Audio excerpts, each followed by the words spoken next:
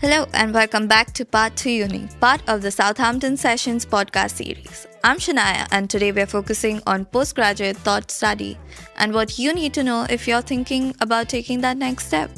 We're here in the Highfield campus studio and this episode is about the practical side of doing a master's, how the admissions process works, a high-level look at finance and what studying at postgraduate level is actually like.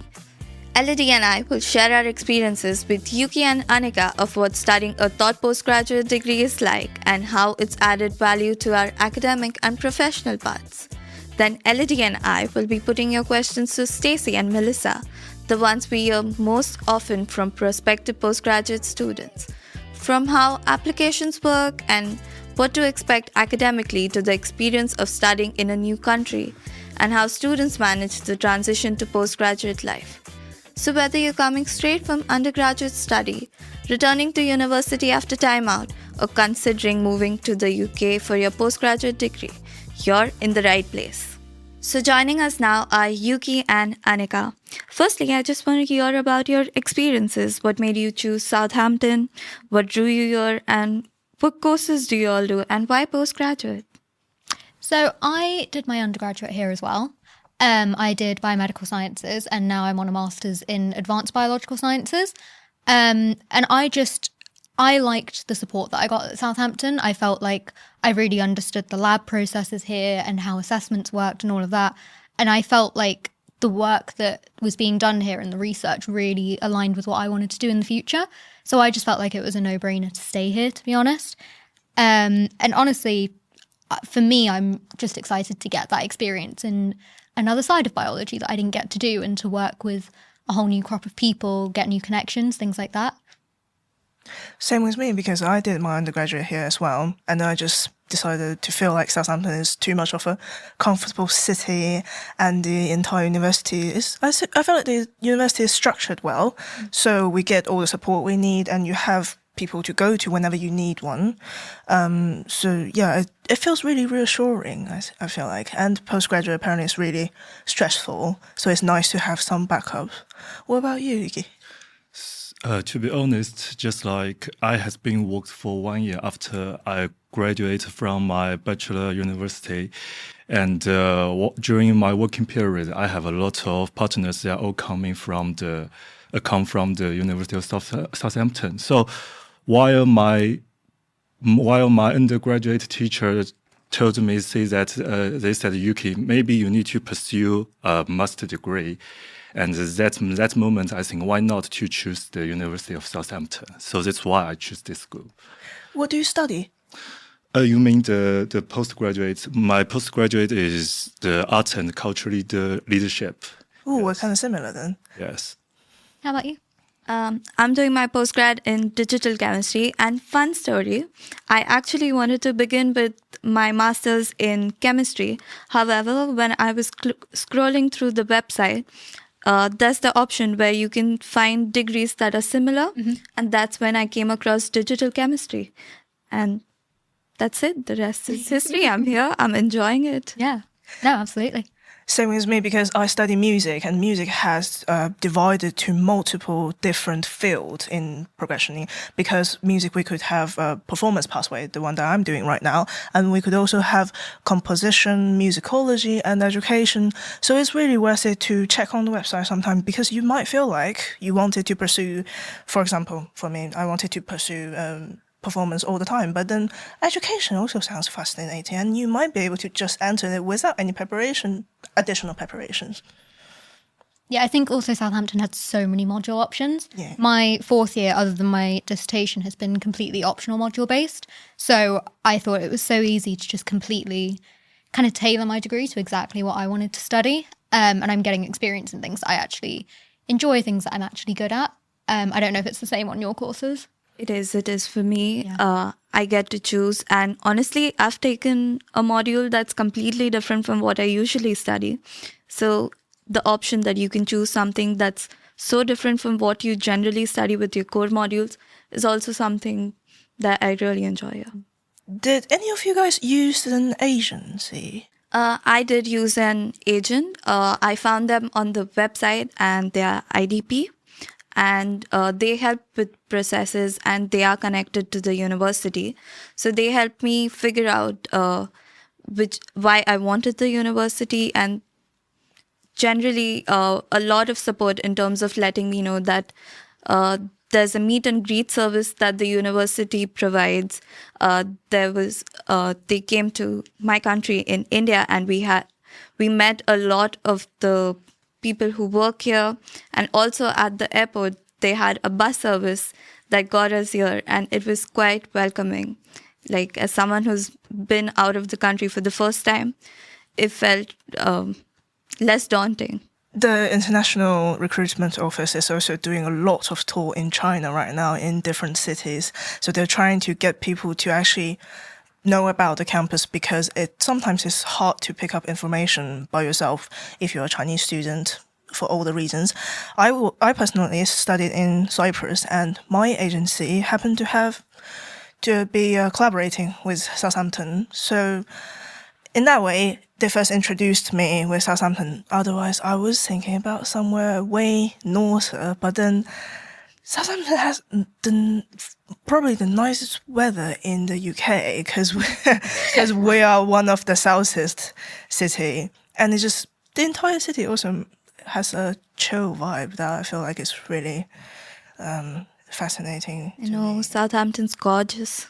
But does that mean that you had to go with specific agencies to come here, or was it just anyone? Some agencies that are collaborating with the university, and that's what makes things easier, because they already know about the process and it just goes faster. Sometimes miscommunication between agency and the university happens, and it's just so annoying. So it's nice to have some agency that actually know what's going on in this case. And the meet and greet service, when I first got here, well, unfortunately, only 2 students was arriving at Gatwick Airport on that day. So the university actually sent a taxi for just the 2 of us to go all the way from London to one of the resident hall. I was surprised by that. Like, who gets that treatment elsewhere? Yeah, I worked on one of those. I went to Heathrow to pick up, I think, maybe 10 or 15 people. And it was actually so nice just talking with everyone and seeing how different everyone was. And everyone was so nice. Moving on from agencies, let's get into the admissions process and applications. How has it been for you, Anika? Yeah, so I think I was really lucky. I wasn't very happy with my CV or my personal statement or anything like that before I applied, but I got in contact with my academic tutor from my undergraduate degree, and he was massively helpful. He combed over it, helped me refine it, and also was my reference, so he was honestly a massive help to me. And I'd also been in contact with the course lead beforehand, as well as the careers service from the student hub here, and they all gave me a lot of advice on how best to proceed with the application, helped me comb everything over and make sure that I was interview ready as well, because I didn't read my application properly and I didn't realise I'd need to interview. So it took me a little bit by surprise, but I felt like the interview went really well. Clearly it did, because otherwise I wouldn't be here. But I think, honestly, the amount of support I got from the university in that was an absolute godsend, to be honest. Thank you, Anika. What about you, Yuki? Well, because I applied by myself, so I have to say that the instruction of the website of the University of the Southampton is very easy to use, and just like it's very detailed, just like it's very like a detailed specification, and the step is very clearly. So I didn't meet any problem while I applied my application, and just like the website list a lot of email address that if you meet any difficulty or the problem, you can just contact the email with them. So I think the website, the UI design of the website is very good and very easy to use, and it's very clearly. So it's very nice. Yeah. Yeah, I also never had like website issues with the university at all. And I also find the sending message to the admission team straight when applying for your course is really helpful than just going through a whole bunch of curves to try to find the right person to talk to. So it's really helpful to straight have send message button. Plus the chatbot on the website, Heartly. Yes. That's quite helpful for... I was so shocked at how detailed the information was, and they were helping us to get in contact directly with whoever was in charge.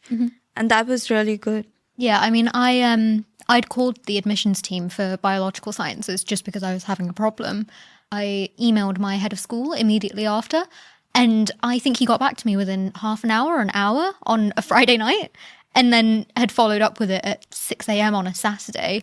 And I was actually really impressed, despite being here for 3 years and knowing that they were good with it.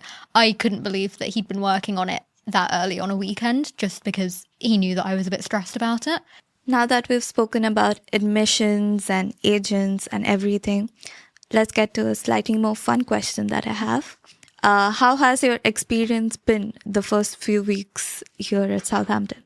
I was really nervous, actually, when I first got here.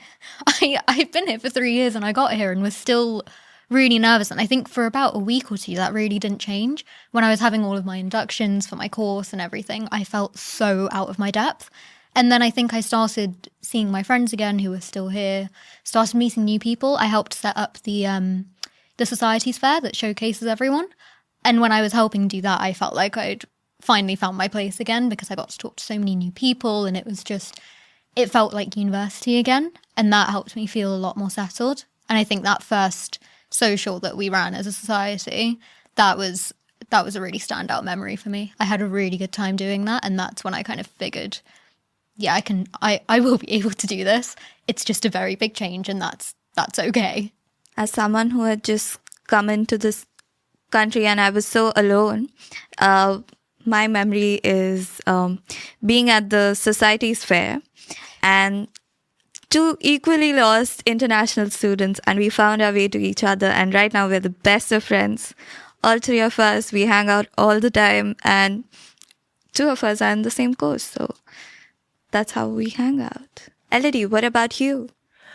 Well, when I first came here, the Chinese Student Society was really, really like well structured and bounded already, because we have all types of chats on WeChat available, like dividing by resident halls and dividing by your course and everything. So we met a lot of people through that bit. And then also when I was back in residency for my undergraduate, we had 8 people in the same flat. So that was also a really good chance to communicate with just like a random blind box of friends, really. You just go in there, and then surprisingly, we went along. And all the times you meet neighbors and everything. But what really made me settle in was one of the pre-term of the University Symphony Orchestras, because it might be one of the not so popular thing to do, but they have a week per the university starting day to actually rehearse, practice every single day, and then provide people a concert by the end of that week, like a proper full concert just after a single week of training. It's kind of stressful. We start from 9 in the morning and finish at 5. It's like working properly. It's very stressful. But then they also do a lot of like pub crawls and socials, like white t-shirt socials and everything. It was fun. It was stressful, but the concert outcome was really good. And because I was a music student, I am a music student. So all people that joined that was either a music student or they are students that are studying other course, but they also studied an instrument throughout their entire life. So we already have a band in there. It's a really good opportunity to meet friends as well. So yeah, you just need to find the correct society, or more like through those welcome events by the resident halls or surrounded by the university, you could easily find people that you can relate to and be friends with them. Well, just like my first week, I think I didn't feel any difference between with China because I am based in the Winchester of Art, and the Winchester is really a nice town, and I'm strongly to recommend the dormitory of the University of Southampton. The dormitory is called the Erasmus Park. It's a very nice dormitory because it just like it's very near to the Tesco Extra. While you need to go shopping, it's very convenient, and so I didn't feel any stressful or anything. Just like any difficult things to me because the Tesco is just beside with me, and you need to go there. Just you can go shopping with your friends, with your roommate, flatmate, and it's very easy way to build a relationship with your friends. And also you can meet a lot of international students and the local students, and it's a very good way to training your speaking of English, just like if you want to improve your language. And I think if you live in the Erasmus Park in the Winchester, I think it's the best choice. Yeah. Well, actually, I was kind of scared about going to Winchester campus because Winchester campus is supposed to be for art and stuff, so I thought music should also be part of that. And I thought it's such a small town, how could I have a life in Winchester? But then actually, well, I'm not in Winchester, I'm in Highfield still, but I went to Winchester. It's such a fascinating town. It was once capital of the UK, and then it's all like so the architecture is so fascinating, and it has its own small circle, and everyone's super chill. Yeah. At Winchester. I love the vibe there. I wish I was at Winchester campus, to be fair. Yeah, and I want to mention another point. Just like the Susu always will just like give you emails. They have a lot of events, right? And just at first, I am very concerned. I'm very concerned that if we go to the event in the Highfield campus, how you go back to the Winchester, because while in the midnight, maybe the bus service, maybe they haven't the bus service, but that's a good point that the schools offer a service called the safety bus, and you can take the safety bus just like take you to the Winchester, and you can just like you haven't any concern that you will meet any dangerous things or something else. The school just like supply a very safety and reliable service to you. Yeah, it's a very good point, I think. Yeah, when events are planned, they do consider about all sort of possibility of things that could happen. So sometimes if there's a big event like disco or anything, the Susu Instagram account will just post safety bus time to just remind people if you need safety buses there, which is really reassuring. It just makes you feel subtle all the time. And the event, they're super nice. I went to one of the mug painting. I actually still have that mug with me. It's like one of the memory that you got from your first year, from when you were undergraduate, or no matter when at which point you come to Southampton, is one of the most important memory that you got, because there's where everything started. And also, one of my favorite events is therapy pet. During exam session, we have like zoos outdoors, and there's also therapy dogs at the well-being center. Yes. Yeah. Yeah, I think sometimes they even have a petting zoo on campus. Yeah. I think every year so far I've seen it. I haven't seen it this year yet, but that's always one that I like going to with my friends. They do have the therapy dogs this time. Yeah, but they usually have the therapy dogs and the petting zoo. Yeah, I have so many pictures of ducks and goats and llamas just on campus outside Arlott. But I don't know about, music or arts or chemistry, but at least biology has a specific postgraduate society. And they organise events specifically so that postdocs and PhD students and postgraduate students can all interact. And they run specific socials so that those people can have a community around them. And they do, at least for us, they do quite relaxed events. They do things like bauble decorating or generally decorating Building 85 together with mulled wine and stuff. So I don't. Do you guys have anything like that? Because I found that really nice to go to meet We people. don't, Of course. but I'm going to make sure we include that. You're I'm welcome for the suggestion. Yeah. Yeah, we should definitely bring that to our academic Yeah. life. It's something to work towards too. Yeah, I mean, we've got two. We've got biological sciences and there's a general life sciences one, which also integrates medicine and all of the other kind of similar sciences. So we have a lot of very big joint events that I think, as far as I can tell, make people feel really, really welcome and like they're actually not alone. Well, I'm jealous about that. You're welcome to come to biological sciences whenever you want. Okay, so from all the experiences you've had so far, if you could go speak to yourself when you were applying, we have definitely been worried and had so many questions. What are tips and advices you would tell yourself who's applying at that time? I think I would say to just breathe, because I think when I first got here, I was really panicked. I felt out of my depth and I really thought that I wouldn't be able to do this and I thought I'd made a mistake. And I gave it a few weeks and I realised it was completely fine. It was just an adjustment and now I feel a lot more settled into it. And I feel actually able to tackle my deadlines and things and the different styles of assessment, which I thought I would not be able to do at the start. So I think just remembering that you did this for a reason and it's because you love doing this and that at the end of it, you're there for a good reason and you deserve to be there.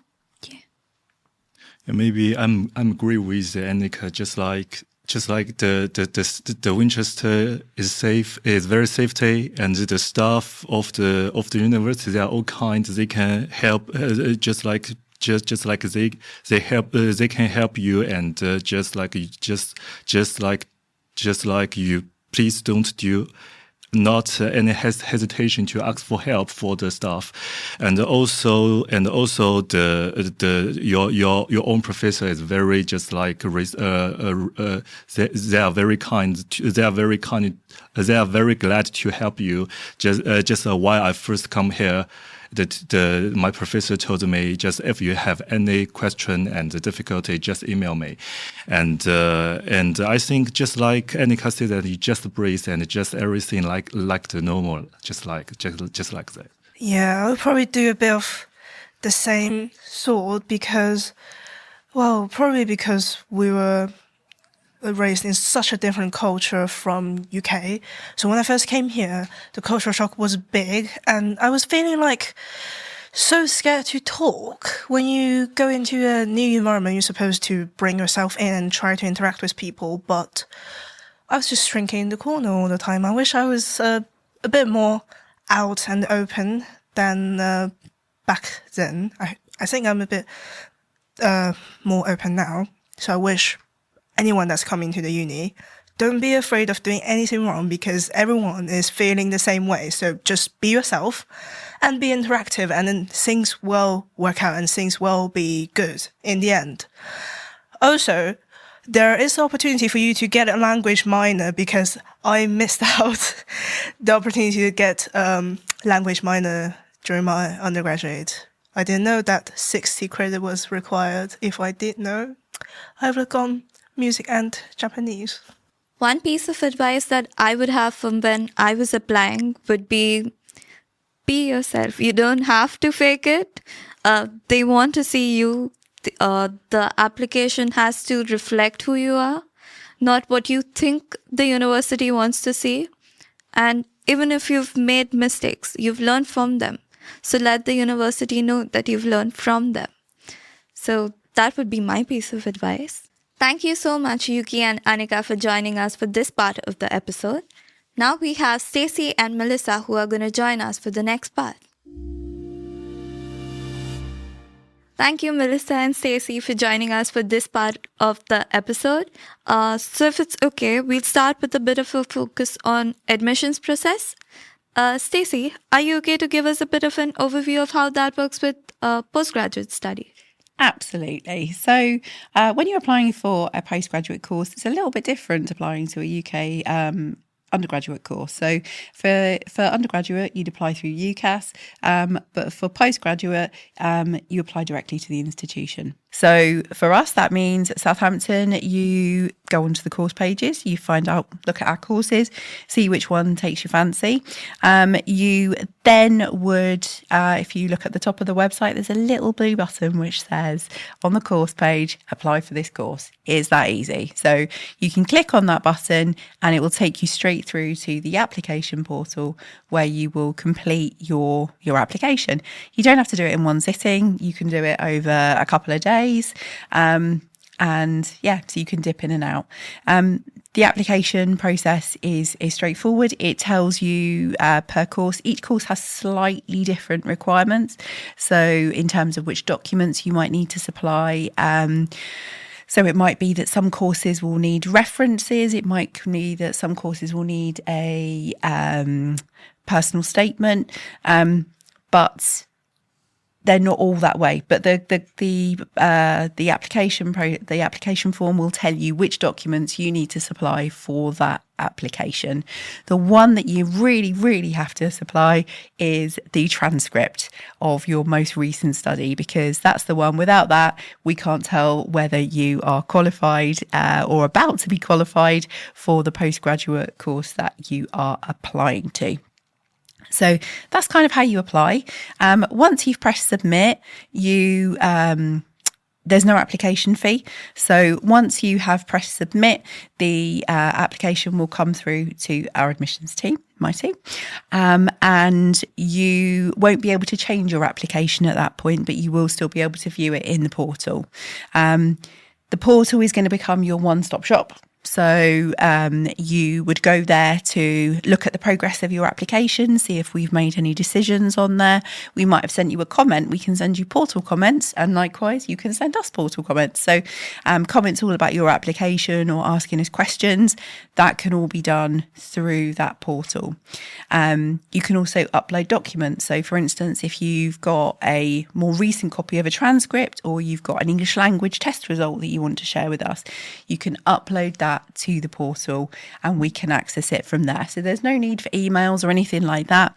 We can just do everything through the portal. You'll also be able to see once an offer's made, that will appear in that area, and you'll be able to see your offer letter as well, because sometimes sponsors need to see those offer letters, and you'll probably need it for your visa application if you're an international student.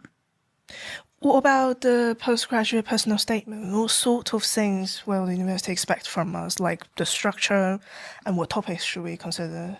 So it's very similar in lots of ways to your undergraduate statement.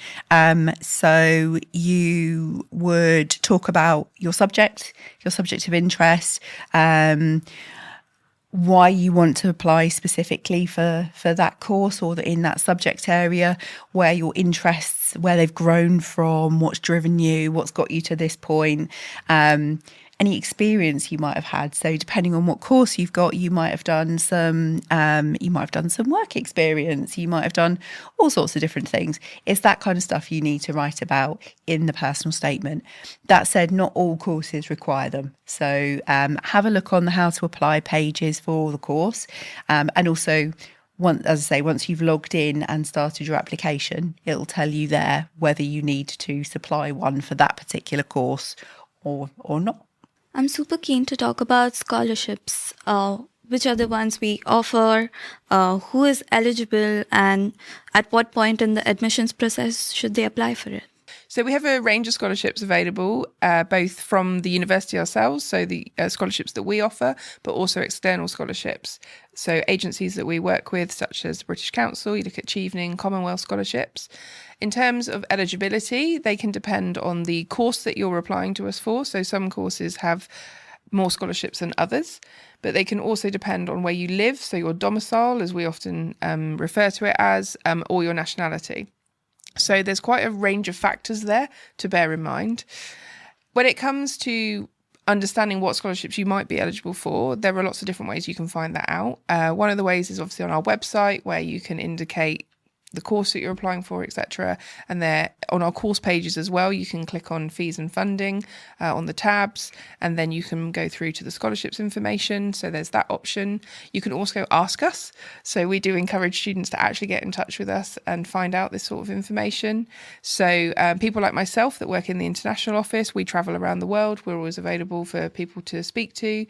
And we also have agents as well. So agents are organisations based in different countries that work with the university to support students who are choosing the University of Southampton or other universities, and they're looking to apply and come to us, so they can help too. So they have a lot of in-country information, so information about the specific country in which they are based. So that can be really helpful as well. The scholarships range in value. So we have currently scholarships that range in value from sort of £3 up to around £10,000. There are also some full scholarships that are available. Most of those are the external scholarships that I referred to that we work with. So people like Chevening and Commonwealth. So there's lots of different options there. And some of those have a work requirement, some of them don't. So that's in that eligibility point that the question you asked. You need to think about that as well. So there's sort of lots of different factors, which means I'm really sorry that there's not like a one size fits all answer, unfortunately.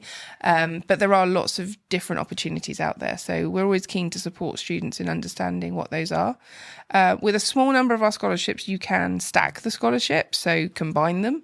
That can mean that some of the scholarships get reduced or increased. It depends on what that looks like.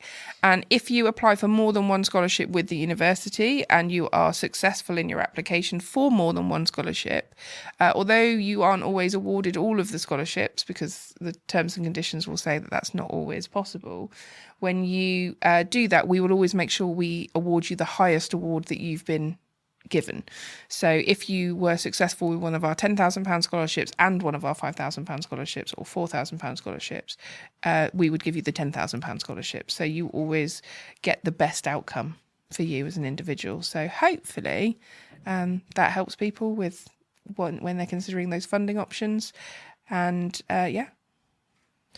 I got another question relating to the application process. Can you tell me a bit about the cost during the process? Because international students will have to consider a lot other things, for example, like visas, CAS applications, language tests, and any funding applications that they might need to consider. So it is different, as you say, for an international student. There are additional costs that they'll need to consider before choosing to study in the UK, and as the main one is obviously the student visa. At the moment, that's just over £500, the application for that. But it varies, obviously. But at the moment, it's about £524. But obviously that does vary. You can also, it takes some time, as you'd imagine. So one really important thing to remember in the admissions process is to make sure, if you're an international student, that you have cleared down any conditions that you've got attached to your offer. So whether that's an academic condition or an English language condition or portfolios, whatever you've been asked to provide, it's really important to clear those in good time, because it can, depending on where you're from in the world, it can take quite a long time to get a visa application through sometimes. Particularly if you need additional clearances like ATAS, again, check for the course that you are applying for, whether that's applicable to you. Because it can take quite a long time to get through these processes. So you can speed things up. You can add kind of priority status to your visa application. That's about another £500. You can make it super priority, which I always think sounds very exciting. But for that privilege, it's an extra £1,000 at the moment. So it's always best, if you can, to take the easier option of just getting things done in time. Obviously, sometimes that doesn't happen and factors outside your control.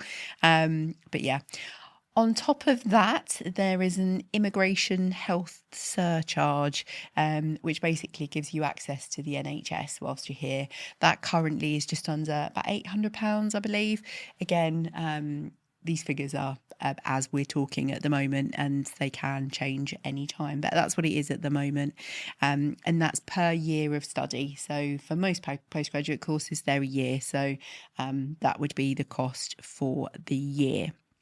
So that's kind of like health insurance, isn't it? Yeah. So a lot of students ask us sort of what does that actually mean? And so the NHS is our National Health Service, and that surcharge essentially acts as your health insurance. So we're very fortunate in the UK that we have a healthcare system that means that if you unfortunately broke your leg tomorrow, you could go to a hospital.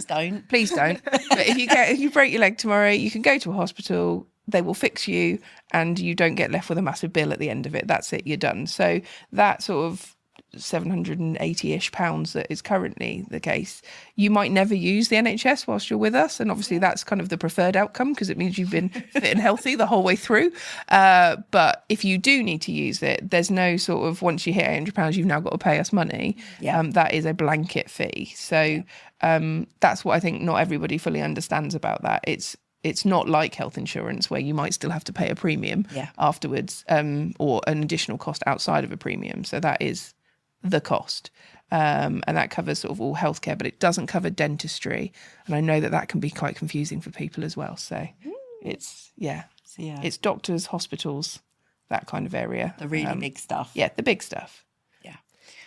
So there's that to consider as well if you're an international student.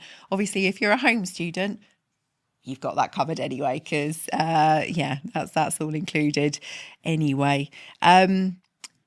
Other things to remember in terms of visas, it's not so much about the costs themselves, it's about kind of the visa process, in that there's quite a lot of students, I think, who get caught out by the fact that they need to be able to demonstrate normally at their visa appointment, they need to be able to demonstrate that they can support themselves whilst they're here at the university. And to do that, you need to be able to have your tuition fees in your bank account and a certain amount per month set aside for your living expenses. And those funds need to be in your account for 28 consecutive days. So no gaps, no coming out of the, dipping below the amount and then the money going back in again. It needs to be a consecutive period. I think it's currently 28 days. It needs to be in your bank account prior to your visa application. And that does catch people out, and it can cause problems with, then you get declined your visa. And it's the most common reason why people are declined a visa. It's because their money hasn't been in the bank account. And it doesn't mean that they haven't got the money. It's just that they haven't followed that 28-day rule. And it's before you apply for your visa, not before a visa appointment that you might be booking or anything like that. So, I think it's always worth people bearing in mind. I think that's something to be really mindful about. So have a good read up if you're an international student and you need to, and you're going to, that you're going to need a student visa. We've also got I should give them a big shout out at this point, our visas team, our colleagues who are incredible, amazing. We're not just saying that as well. That makes it sound really flippant. We're not. They are awesome. They provide so much support and guidance about all things visa related, and that's kind of before you get here, after you've got here, and they're brilliant. And if you've got any questions or queries about anything to do with that, they've got really useful help pages on the website, but they can support you if you get in touch. They do little live chats and all sorts of things, and that can be incredibly helpful, because I always think it's amazing, our international students, how some of the guidance information that's provided on like gov.uk, whatever, is very complicated and very complex. And for most international students, English is not their first language. Yeah. And trying to decipher that, I think that is incredibly impressive. So, our friends in our visas team are here to help demystify and support. Just following up about that, I also had to do a language test before I come here, and then that's an additional cost as well. Is there any other things that we might have ignored when we didn't? Yeah, I mean, obviously, as Stacey was saying, in terms of you've got to show those living costs. So that is a sort of a government standard that's been set. So outside of London, what is it? It's about £1,100. About £1,100 outside for universities outside of London. Yep. So you have to show that for the duration of your course up to the 9 months. So you've got that. But obviously that's kind of a standard figure. That doesn't necessarily include you've got to get to the UK. So you have to potentially fly. Most people do tend to fly to get to us. If you're coming from a country where the climate is different, you may need to buy different clothes. We do often advise people do that when they get here. I'm very fortunate to spend a lot of time in sort of Africa and the Middle East. So I spend a lot of time in countries which are a lot warmer all year round than maybe we have here in the UK. It is sunny here, as you know. We do get sunshine, but we can also experience all the weathers in all one day. So, there's those sorts of additional costs that people don't necessarily think, like the incidental costs. Yeah. If you don't already have a laptop, you might want to buy one before you come and study here. But obviously the university has like a laptop loan scheme from the library and things like that. But it's whether you want to have that permanent use of that computer. So there's lots of these sort of little incidental costs that don't necessarily add up to a huge amount, but there's something that students do need to sort of bear in mind. So we do, again, have guidance. It varies. So obviously if you're flying from countries where there are lots of flights to the UK, then you may be able to find much cheaper flights than maybe if you're from a country where there's one flight a day. So that's, again, where Stacey was saying about doing things in advance. We encourage students to kind of think about those things further in advance. And we also try and connect you with other students too, so that you're not doing it by yourself. One of my favourite things to do is our meet and greet service, where we go and pick up students from the airport. And it's always great when you have particular flights come in and you get like 40 people who are all from Southampton on the same plane. And they'll often have met each other like on the flight, kind of being like, oh, where are you going? Or, if they've got a Southampton badge or something. And it's the best part of what we do, is actually getting to meet the students. So yeah, there are those other costs to bear in mind, but they vary between different countries. The application costs between UK like home students and international students are different, isn't it? So there's no application fee now. It did used to vary very slightly, but there's no application fee now for postgraduate courses. So there is no difference there. The tuition fees are different. So there is a difference there, but there's no application fee now. For undergraduate, do costs change every year? Yes, they do now. So each year the tuition fee will increase with inflation. That would go up every year. But this is postgrad, so most postgrad courses are only 1 year in length. So what you're told at the beginning is the one fee that you're paying. Yeah. It's very nice of the university to actually have like alumni discount as well, because I also studied my undergraduate here, and then I was kind of more like tempted to stay in Southampton with the familiar environment and the like additional merit for the home students, like really feeling hometown here because you're getting treated extra nicely. Yeah. And that's right. Actually, when I was talking about scholarships, I didn't talk about maybe some of the like discount or fee reductions that we have. So with alumni, they get a fee reduction. You may also find sometimes with some of the sponsors that we work with, in terms of the funding that's available to those students, there are different opportunities. So it's great that you chose to stay. And that is all we have time for on today's episode. Thank you so much, Stacey, Melissa, Elodie, Yuki and Anika for joining us. Such useful information for students both international and UK to help with their application journey and hopefully reassure you of the value of a postgraduate degree and the Southampton experience. I hope our discussion today has helped some of you in just the smallest way with what can be a really daunting transition to university. If you have any questions or topics you would want our future podcast episodes to cover, drop us a comment and we'll see what we can do. Good luck with everything this year brings, and we hope to see you on another episode of Southampton Sessions.